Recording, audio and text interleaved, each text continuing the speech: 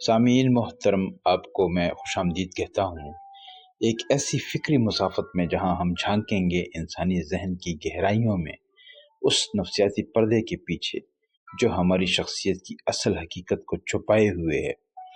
آج ہم آغاز کر رہے ہیں ذہن و لاشعور کی دنیا کی ایک کلاسک، گہری اور انقلابی کتاب، یعنی the ego and the id, یعنی انا اور اس کی شناخت کی۔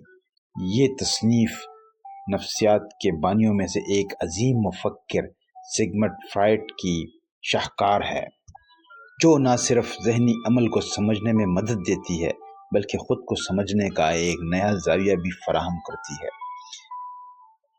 تو دوستو، یہ کتاب ان لوگوں کے لیے ہے جو جاننا چاہتے ہیں کہ ہمارا ذہن کن طاقتوں کا زیر اثر ہے، جو سمجھنا چاہتے ہیں کہ ہم بعض اوقات کیوں ایسے فیصلے یا خواہشات ظاہر کرتے ہیں جن پر ہمارا شعوری کنٹرول نہیں ہوتا، جو اپنی شخصیت، رویے اور اندرونی کشمکش کو سمجھنا چاہتے ہیں، اور وہ لوگ جو نفسیات، فلسفہ یا انسانی فطرت میں دلچسپی رکھتے ہیں۔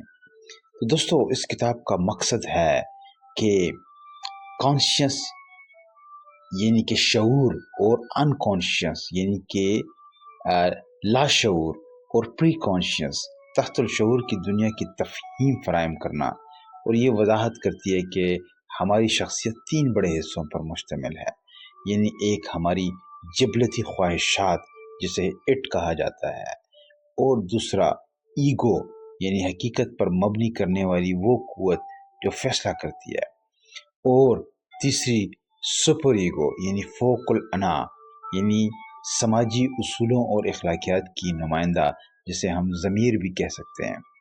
یہ 3 قوتیں مسلسل ایک دوسرے سے ٹکرا رہی ہوتی ہیں، اور ہمارا رویہ، ہماری کشمکش، حتیٰ کہ ہمارے خواب بھی انہی کے اثر سے بنتے ہیں۔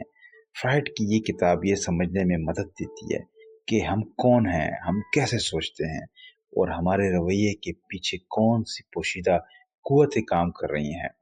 اس کتاب کا جو بنیادی پیغام ہے وہ ہے انسان کی شخصیت ایک سادہ سا ڈھانچہ نہیں بلکہ ایک پیچیدہ میدان جنگ ہے۔ ہماری فطری خواہشات یعنی کہ ایڈ یعنی ہماری نفس، اور ہماری سماجی اخلاقیات یعنی سپر ایگو، اور حقیقت پسند سوچ یعنی ایگو، ان کے درمیان مسلسل کشمکش چلتی رہتی ہے۔ اس کتاب کا اصل پیغام یہی ہے، جب تک ہم اپنے لاشعور کی قوتوں کو پہچان نہیں لیتے تب تک ہم خود کو پوری طرح نہیں سمجھ سکتے، اور جب تک ہم خود کو نہیں سمجھتے ہم اپنے فیصلوں کے اصل محرکات سے غافل رہتے ہیں۔ تو آئیے ذہن کے بند دروازوں کو کھولتے ہیں اور تلاش کرتے ہیں وہ سچائیاں جو نہ صرف نفسیات کو بلکہ ہماری اپنی زندگی کو بھی بدل کر رکھ سکتی ہیں۔ تو دوستو، یہ صرف ایک کتاب نہیں بلکہ ایک آئینہ ہے جس میں ہم اپنی پوشیدہ ذات کو دیکھ سکتے ہیں۔ تو دوستو، اس کتاب کے پہلے چیپٹر کا نام کانشیسنس اینڈ انکانشیسنس ہے، یعنی کہ شعور اور لاشعور۔ تو دوستو، ہم عام طور پر سمجھتے ہیں کہ جو کچھ ہم سوچتے ہیں، محسوس کرتے ہیں یا چاہتے ہیں وہ سب کچھ ہمارا شعور یعنی کہ کانشیس مائنڈ میں ہوتا ہے، مگر سگمنڈ فرائڈ نے انسان کے ذہن کے ایک اور پردے کو اٹھایا، ایک ایسی حقیقت جسے جان کر انسان چونک جاتا ہے کہ ہمارا ذہن صرف وہ نہیں جو ہمیں نظر آتا ہے بلکہ اس کے نیچے ایک پوری چھپی ہوئی دنیا ہے جسے انکانشیس مائنڈ کہتے ہیں، یعنی لاشعور۔ فرائڈ کے مطابق ہمارا شعور صرف ایک چھوٹا سا جزیرہ ہے، اور لاشعور ایک گہرا اندھیرا سمندر جس میں وہ سب چیزیں چھپی ہوتی ہیں جنہیں ہم کبھی جان بوجھ کر بھول جاتے ہیں یا جنہیں معاشرہ قبول نہیں کرتا۔ خواہشیں، جذبات، یادیں اور خوف، ہم انہیں دبانے کی کوشش کرتے ہیں، مگر وہ ہمارے خوابوں میں، ہماری لغزشوں میں، ہماری باتوں میں کسی نہ کسی صورت میں ظاہر ہو جاتی ہیں۔ مثال کے طور پر ایک شخص جسے بچپن میں شدید ذلت کا سامنا کرنا پڑا، وہ ممکن ہے اسے شعوری طور پر بھول جائے، مگر وہ ذلت لاشعور میں محفوظ رہتی ہے اور اس کے روزمرہ رویے میں چپ چاپ اثر ڈالتی رہتی ہے۔ مثلا وہ ہمیشہ دوسروں سے ڈرتا ہے یا کسی اہم موقع پر خود اعتمادی کھو بیٹھتا ہے اور خود کو आता क्यों? फ्राइड का एक मशहूर मुशाहिदा है, जहाँ कहीं शऊर खामोश हो जाए, लाशऊर बोलने लगता है। यानी जब हम कुछ कहना चाहते हैं मगर जुबान फिसल जाती है, या हम कोई ऐसी हरकत कर बैठते हैं जिसका हमें कोई मतलब समझ नहीं आता, तो ये सब हमारे लाशऊर की सरगोशियाँ होती हैं। फ्राइड कहते हैं कि लाशऊर सिर्फ दबे हुए ख्यालात का गोदाम नहीं, बल्कि एक मुतहर्रिक कुव्वत है जो हमारे अमाल, जज्बात, हत्ता के जिस्मानी बीमारियों को मुतासिर कर सकती है। हम जितना भी इस पर पर्दा डालें, ये किसी न किसी तरह उभर कर सामने आता है। इस बाब में फ्राइड ये भी बताते हैं कि इंसानी जहन 3 सतहों पर काम करता है, यानी शऊर या कॉन्शियस, वो जो हम जानते हैं, महसूस करते हैं और जिस पर हमारा काबू होता है। दूसरा प्री कॉन्शियस, या जिसको हम तहतुल शऊर भी कहते हैं, वो ख्यालात जो फिलहाल जहन में नहीं मगर थोड़ी सी कोशिश से याद आ सकते हैं। और तीसरा हिस्सा दोस्तों, वो छुपी हुई दुनिया है जिसके बारे में हम कभी भी नहीं जान सकते। वो है लाशऊर, अनकॉन्शियस माइंड, जिस तक शऊर की रसाई मुमकिन नहीं। इस इल्म का सबसे बड़ा असर आज के इंसान पर यह पड़ा है कि हम अब ये समझने लगे हैं कि हमारे मसाइल, नफ्सियाती उलझने और उलझे हुए रवैये सिर्फ शऊरी मसाइल नहीं, बल्कि इनकी जड़ें कहीं गहराई में छुपी लाशऊरी सच्चाइयों में हो सकती हैं। ये बाप हमें ये दावत देता है कि अपने आप से सवाल करें, क्या मेरी हर ख्वाहिश मेरी अपनी है? क्या मेरे फैसले वाकई मेरे शऊर की पैदावार हैं, या कहीं मेरा शऊर लाशऊर ने चुपके से उनका रुख मोड़ दिया है? दोस्तों, ये वो सवालात हैं जो सिर्फ एक जहन को नहीं बल्कि पूरी जिंदगी को बदलने की ताकत रखते हैं। तो दोस्तों, chapter 2, the ego and the end. अगर आपको कभी ये महसूस हुआ कि दिल कुछ और चाहता है लेकिन दिमाग कुछ और कहता है, तो दरअसल आपके अंदर 2 मुख्तलिफ ताकतें एक दूसरे के साथ नबर्द आजमा होती हैं, यानी इड और ईगो। अना और हमारी बुनियादी जो जिबलत है, नफ्स, हमारा नफ्स। सिगमंड फ्राइड के मुताबिक इंसान की शख्सियत एक यकसा चीज़ नहीं, बल्कि उसमें मुख्तलिफ निज़ाम काम कर रहे हैं। उनमें सबसे जो बुनियादी और कदीम कुव्वत है वो है इड, यानी हमारी शनाख्त, हमारा नफ्स। इड वो अंधेरी, खामोश मगर ज़बरदस्त ख्वाहिशाती ताकत है जो हमारे लाशऊर में बसी होती है। ये पैदाइश से हमारे अंदर मौजूद होती है और सिर्फ एक ही उसूल पर चलती है, यानी उसे खुशी चाहिए और उसे फ़ौरन चाहिए। इसको प्लेजर प्रिंसिपल कहते हैं। इट की कोई अखलाकियात, कोई कानून, कोई हकीकत, उसको किसी भी चीज़ की कोई परवाह नहीं होती। उसे सिर्फ अपनी ख्वाहिश पूरी करनी होती है। जैसे एक नौज़ायदा बच्चा, एक छोटा बच्चा भूख या दर्द बर्दाश्त नहीं करता, फौरन रोता है, चाहे दिन हो या रात। ये खालिस इड है। इसके मुकाबले में पैदा होती है ईगो, वक्त के साथ, तजुर्बात से, माहौल से और माशरे के उसूलों से। ईगो हमारे मशहूर का वो हिस्सा है जो हकीकत को पहचानता है, फैसला करता है और इड की अंधी ख्वाहिशात को हकीकत की सरहदों में रखता है। ईगो एक सालिस है, एक सुलह करने वाला। जब इड कहता है कि मुझे अभी चाहिए, तो ईगो उसे कहता है ठहरो, देखते हैं ये मुमकिन भी है या नहीं। फर्ज करें आपको शदीद गुस्सा आया और दिल चाहा किसी को थप्पड़ मार दें। ये आपकी बुनियादी इड है, आपकी बुनियादी जिबलत है। लेकिन ईगो आपको रोकता है, कहता है ये मुनासिब नहीं, इसके नताइज खतरनाक हो सकते हैं। यही ईगो की असल ताकत है, जिसे रॉयल्टी प्रिंसिपल कहते हैं, और ये हकीकत पर मबनी फैसला होता है। फ्राइड के मुताबिक ईगो की पैदाइश दरअसल इड से होती है, लेकिन जैसे बच्चा बड़ा होता है और दुनिया को जानता है, وہ اپنی خواہشات کو دباتا ہے، انہیں مؤخر کرتا ہے یا سماجی طور پر قابل قبول انداز میں ظاہر کرتا ہے۔ ایگو لاشعور اور شعور دونوں کی دنیا میں موجود ہوتا ہے۔ یہ ایک سفیر کی طرح ہوتا ہے، ایک طرف اٹ کی اندھی خواہشات اور دوسری طرف باہر کی دنیا کے قوانین۔ فرائڈ دلیل دیتے ہیں کہ اگر ایگو کمزور ہو جائے تو اڈ حاوی ہو جاتا ہے اور انسان جذبات کا غلام بن جاتا ہے، اور اگر ایگو ضرورت سے زیادہ سخت ہو جائے تو انسان اندرونی خواہشات کو دباتا رہتا ہے اور ایک دن وہ لاشعور سے پھٹ پڑتی ہے، کسی جذباتی دھماکے کی صورت میں یا کسی نفسیاتی مسئلے کی شکل میں۔ فرائڈ کہتے ہیں کہ اڈ اور ایگو کا تعلق ایک جنگ کی طرح ہے، لیکن یہ جنگ مسلسل ہوتی ہے، خاموش لیکن شدید۔ اڈ ایک وحشی گھوڑا ہوتا ہے جو بے قابو ہوتا ہے، اور ایگو اس گھوڑے پہ سوار ایک رائڈر ہوتا ہے جو اسے راستہ دکھاتا ہے۔ گھوڑا طاقتور ہے لیکن سوار سمجھدار ہے۔ اگر سوار تھک جائے تو گھوڑا قابو سے باہر ہو جاتا ہے۔ دوستو، یہ باب ہمیں سکھاتا ہے انسان صرف خواہشات سے نہیں جیتا، اور نہ صرف عقل سے، بلکہ زندگی ایک توازن کا کھیل ہے۔ اڈ اور ایگو کے درمیان جس طرح کے پانی اور آگ کے درمیان ایک توازن قائم ہوتا ہے، اسی طرح اڈ اور ایگو کے درمیان بھی وہی توازن قائم رہتا ہے، اور یہی ہماری شخصیت کا اصل رنگ ہے۔ Chapter 3، The Ego and the Super Ego یا ایگو آئیڈیل۔ جب انسان شعور کی آنکھ کھولتا ہے تو صرف خواہشات یعنی اڈ اور حقیقت ایگو کا سامنا نہیں کرتا، بلکہ ایک اور زبردست آواز اسے مسلسل ٹوکتی ہے، روکتی ہے اور بلند بننے کا مطالبہ کرتی ہے۔ یہ آواز ہے اس کے اندر کا منصف، اس کا نگران اور اس کا مثالی خود، یعنی کہ سپر ایگو۔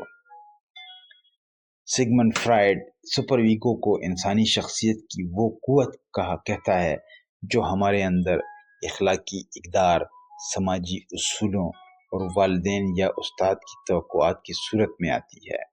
یہ ایگو کا ایک ایسا مثالی روپ ہے جسے فرائڈ نے ایگو آئیڈیل کہا ہے، یعنی ہم وہ بننا چاہتے ہیں جو ہمارے اندر کا سپر ایگو یا ہمارا ضمیر ہمیں بتاتا ہے۔ سپر ایگو بنتا کیسے ہے؟ تو فرائڈ کے مطابق جب بچہ اپنے والدین کی باتوں، تنبیہوں اور رویوں کو اندرونی طور پر جذب کرتا ہے تو ان کی آواز اس کے اندر محفوظ ہو جاتی ہے۔ یہی اندرونی آواز بعد میں سپر ایگو کی شکل اختیار کرتی ہے۔ مثلاً اگر بچپن میں بار بار سکھایا گیا کہ جھوٹ بولنا برا ہے تو بڑا ہو کر انسان خود پر شرمندہ ہوتا ہے۔ اگر وہ جھوٹ بولے حتیٰ کہ کوئی اسے پکڑے نہ بھی تب بھی، تو سپر ایگو کیا کرتا ہے؟ یہ ایگو پر نظر رکھتا ہے۔ ایگو حقیقت کو دیکھ کر فیصلہ کرتا ہے، مگر سپر ایگو کہتا ہے یہ صحیح ہے یا یہ اخلاقی ہے، تمہیں ایسا کرنا چاہیے یا نہیں کرنا چاہیے۔ مثال کے طور پہ ایک مثال لیتے ہیں۔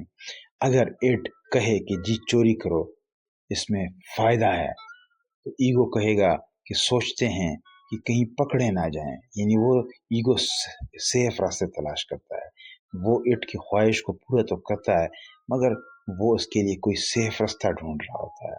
یعنی اگر ہم دیکھیں تو ایگو اصل میں اٹ کی ہی تابعداری کر رہا ہے، اسی کو، مگر اٹ چونکہ اندھا ہے اور ایگو جو ہے اس کی آنکھیں موجود ہیں، اس لیے وہ خواہشات کو ایک بہترین طریقے سے پورا کرنے کی کوشش کرتا ہے۔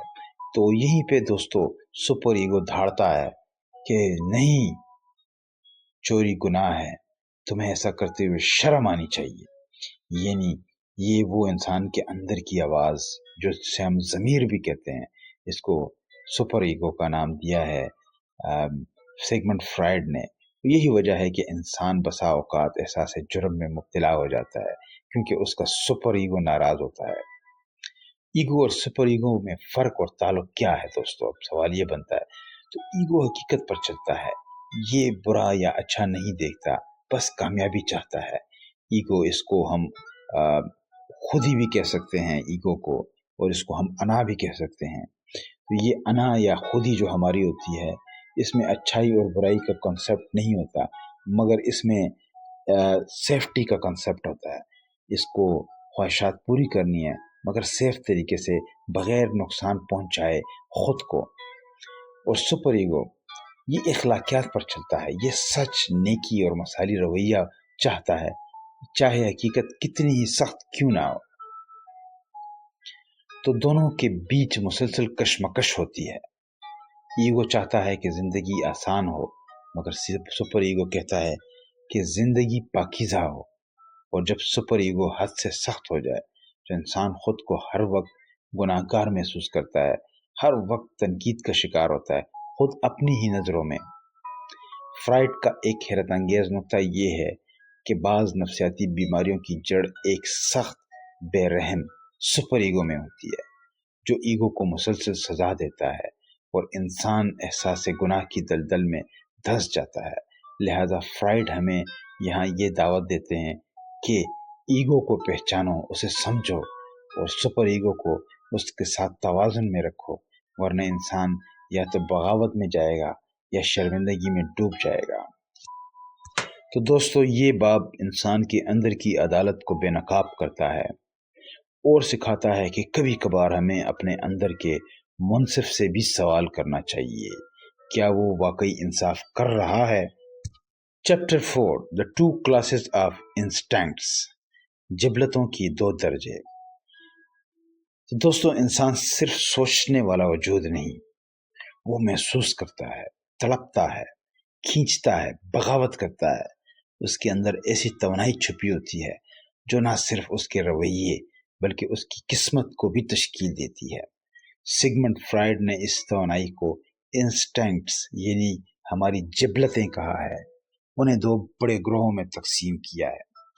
پہلا گروہ یعنی لائف انسٹنکٹس، زندگی کی جبلتیں، جس کو انہوں نے ایک دیوتا کے نام سے تعبیر کیا، ایک یونانی دیوتا ایروس کے نام سے۔ یہ جبلت انسان کو جوڑتی ہے، بناتی ہے، محفوظ رکھتی ہے اور آگے بڑھاتی ہے۔ اس میں محبت، دوستی، قربت، تولید، سیکھنے کی خواہش اور انسان کو سنوارنے کی طاقت شامل ہے۔ فرائڈ نے اسے ایروس کا نام دیا، یونانی دیوتا محبت کا، جو زندگی کو بامقصد بناتا ہے۔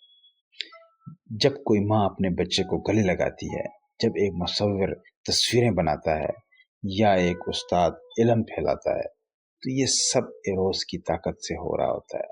یہ جبلت زندگی کو تحفظ دیتی ہے، رشتوں کو جوڑتی ہے اور وجود کو دوام بخشتی ہے۔ تو دوستو، دوسری جو کلاس ہے وہ ہے ڈیتھ انسٹنکٹس، موت کی جبلتیں۔ فرائڈ نے اسے تھینیٹوس کا نام دیا ہے، یعنی وہ قوت جو ہر چیز کو اس کی اصل یعنی خاک میں واپس لے جانا چاہتی ہے۔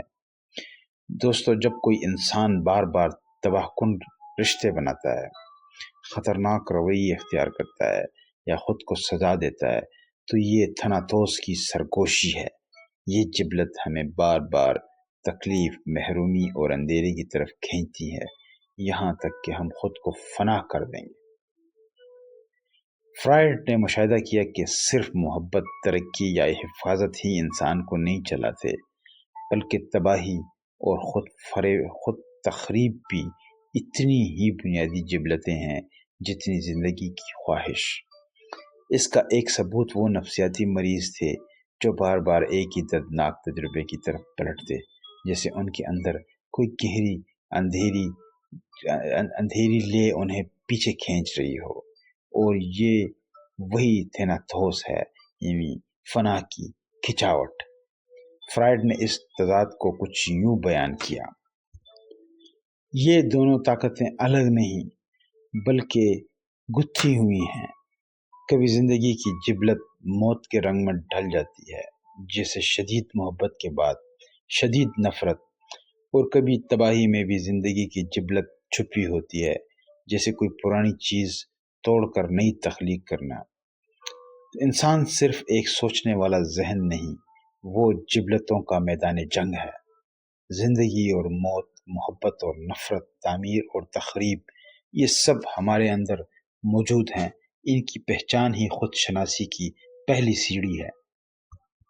Chapter number 5، The Dependent Relationship of the Ego۔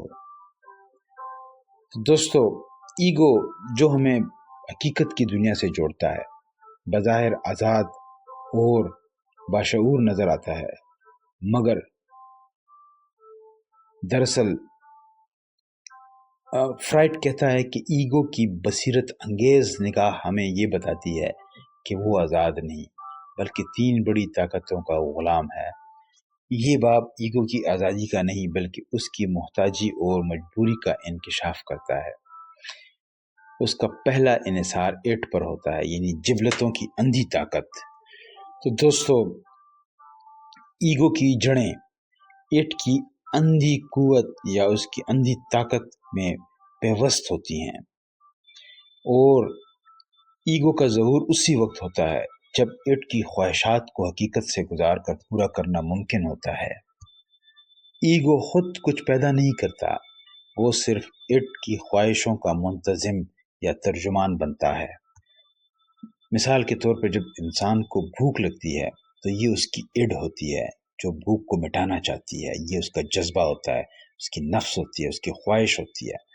تو ایگو سوچتا ہے کہ کہاں سے کھانا ملے گا، کیسے ملے گا اور کب ملے گا۔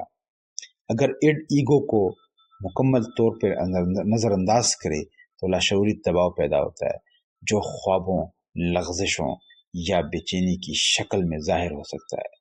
فرائڈ یہاں دلیل دیتے ہیں کہ ایگو اصل میں ایٹ کا ایک تبدیل شدہ حصہ ہے، جیسے گرم لاوا جم کر چٹان بن جائے لیکن اندر اب بھی حرارت باقی رہتی ہے۔ ایگو کا دوسرا انحصار بیرونی دنیا پر ہوتا ہے، یعنی حقیقت کی سخت دیوار پہ۔ ایگو کی اصل ذمہ داری ہے واقعیت کو پہچاننا، لیکن حقیقت اکثر سخت، ظالم اور غیر متوقع ہوتی ہے۔ ایگو صرف خواہشات کا ترجمان نہیں بلکہ بیرونی دنیا کا تجزیہ نگار بھی ہوتا ہے۔ جیسے مثال کے طور پہ اگر انسان کسی دفتر میں جائے، وہاں پر اس کا کوئی کام نہیں ہو رہا ہوتا یا اس کا کوئی کام پھنسا ہوتا ہے، اسے غصہ آتا ہے، تو یہاں پر اس کے اندر ایٹ چیختا ہے اور وہ چلانا چاہتا ہے، وہ لڑنا چاہتا ہے، مگر ایگو اس کو منع کرتا ہے اور اس کو کہتا ہے کہ نہیں، یہ ایسا نہیں ہو سکتا، یہ ایک دفتر ہے، یہاں پر ہمیں خیال رکھنا ہے، دوسروں کا خیال رکھنا ہے، اور ہمیں ایک ایسا طریقہ اپنانا ہے کہ ہم محفوظ رہیں، اس سے ہمیں نقصان پہنچ سکتا ہے، ہماری شخصیت کو، میری ذات کو نقصان پہنچ سکتا ہے۔ ایٹ جو ہے وہ اس میں صبر نہیں ہوتا، وہ اس میں انتظار نہیں ہوتا، مگر ایگو اسے کہتا ہے کہ اب یہ ممکن نہیں، تھوڑا انتظار کرو۔ فرائڈ واضح کرتے ہیں کہ اگر ایگو حقیقت کو پہچاننے میں ناکام ہو جائے تو انسان دھوکے، توہمات یا نفسیاتی مسائل کا شکار ہو جاتا ہے، جیسے کوئی بچہ جو آنکھیں بند کر کے سوچے کہ چھپ کیا ہو۔ تیسرا انحصار ایگو کا سپر ایگو پر ہوتا ہے، اور یہ ایک اخلاقی عدالت کا دباؤ ہوتا ہے۔ تو دوستو، یہاں سگمنڈ فرائڈ ہمیں بتاتے ہیں کہ ایگو صرف حقیقت اور ایٹ کے درمیان میں ہی نہیں پھنسا ہوا، بلکہ وہ سپر ایگو اور حقیقت پسندی کے درمیان میں بھی جکڑا ہوا ہے۔ سپر ایگو ہمیشہ ایگو کو پرکھتا ہے اور وہ ہمیشہ اسے حکم دیتا ہے اور اسے سزا دیتا ہے کہ تم اچھے نہیں ہو، تمہیں ایسا نہیں کرنا چاہیے تھا۔ مثال کے طور پر ایک شخص چاہتا ہے وہ آرام کرے، ایگو اسے اجازت دے دیتا ہے، لیکن سپر ایگو ڈانٹتا ہے، کیا تم سست ہو گئے ہو، وقت ضائع کر رہے ہو۔ ایسے میں ایگو 3 طرف سے دبا ہوتا ہے، اندر سے ایٹ کی چیخیں، باہر سے دنیا کی سختی اور اوپر سے سپر ایگو کی عدالت۔ تو فرائڈ اس صورتحال کو ایک دل دہلا دینے والے استعارے میں یوں بیان کرتے ہیں: ایگو کسی نوکر کی طرح ہے جو 3 آقاؤں کی خدمت کر رہا ہے اور تینوں ایک دوسرے کے مخالف ہوں۔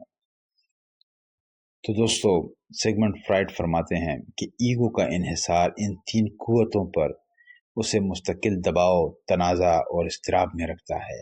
کبھی وہ اٹ کی خواہش کے سامنے ہار مانتا ہے، کبھی حقیقت کے آگے جھک جاتا ہے، اور کبھی سپر ایگو کی ڈانٹ سے شرمندہ ہو جاتا ہے۔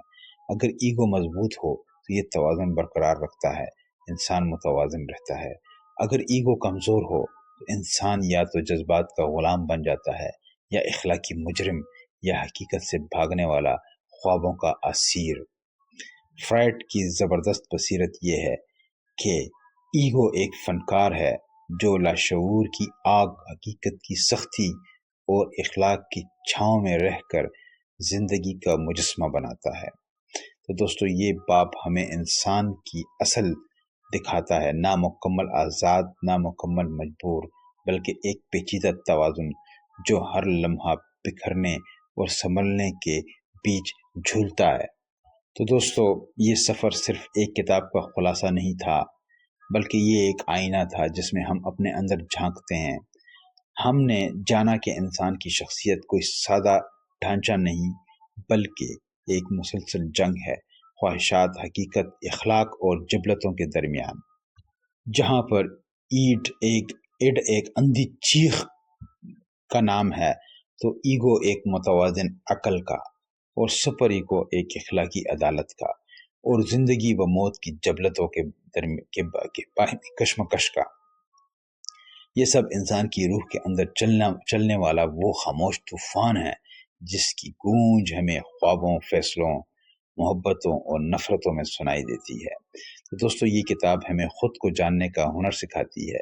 یہ ہمیں بتاتی ہے کہ ہمارے فیصلوں کے پیچھے کون سی قوتیں کام کر رہی ہیں۔ یہ ہمیں اپنے رویوں، کمزوریوں اور اندرونی الجھنوں کو سمجھنے کی بصیرت دیتی ہے۔ یہ ذہنی سکون، جذباتی توازن اور شخصیت کی مضبوطی کی طرف پہلا قدم ہے۔ اگر ہم ان نظریات کو اپنی روزمرہ زندگی میں شامل کریں تو ہم بہتر والد، بہتر استاد، بہتر شریک حیات اور سب سے بڑھ کر بہتر انسان بن سکتے ہیں۔ اگر یہ آڈیو بک آپ کے لیے علم، بصیرت یا روشنی کا باعث بنی ہو تو اسے لائک کریں، اپنے حلقہ احباب میں شیئر کریں، اور ہمارے چینل کو سبسکرائب کرنا نہ بھولیں، تاکہ ہم آپ کے لیے مزید ایسی فکر انگیز کتابیں اور آڈیو لیکچرز لاتے رہیں۔ کومنٹس میں ہمیں ضرور بتائیں کہ آپ اگلی آڈیو بک کون سی سننا چاہتے ہیں۔ آپ کے الفاظ ہماری رہنمائی اور حوصلہ افزائی ہیں۔ سگمنڈ فرائڈ نے ذہن کی تاریک گلیوں میں مشعل جلائی، اب یہ روشنی ہم سب کو اپنے سفر میں لے کر چلتی ہے۔ خود کو جاننے کا سفر جاری رکھیں، کیونکہ اصل علم خود شناسی ہے۔ اللہ حافظ۔